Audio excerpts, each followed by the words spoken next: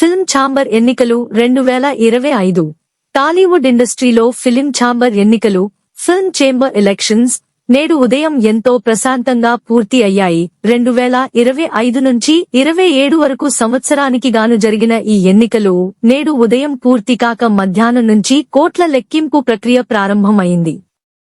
ఈ ఓట్ల లెక్కింపులో భాగంగా మొదట స్టూడియో సెక్టార్ ఓట్లను లెక్కించారు.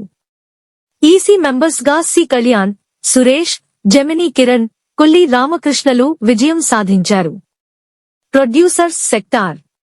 ప్రొడ్యూసర్స్ సెక్టార్లో భాగంగా గెలుపొందిన ఈసీ మెంబర్స్ ఎవరనే విషయానికి వస్తే Ashok Kumar, C Kalyan, YVS Chowdary, Prasanna Kumar, Dil Raju, Nagavamsi, Damodar Prasad, Mohan వట్లపట్ల, Ramasatyanarayana, K S Ramarao, Ammiraju, Chadalavada Srinivasarao విజయం సాధించారు.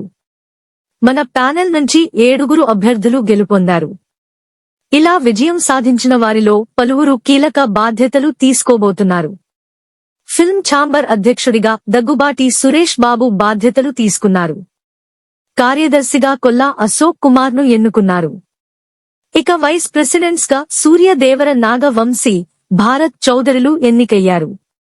అలాగే జాయింట్ సెక్రటరీలుగా మోహన్ వడ్లపట్ల, విజయేందర్ రెడ్డిలను ఎన్నుకున్నారు.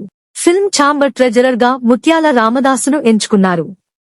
టీఎఫ్సీసీ నూతన కార్యవర్గం: president Suresh Babu, secretary Kolla Ashok Kumar, vice president Suryadevara Nagavamsi, Bharat Chowdary, joint secretary Mohan Vadlapatla, Vijayender, treasurer Muthyala Ramdas.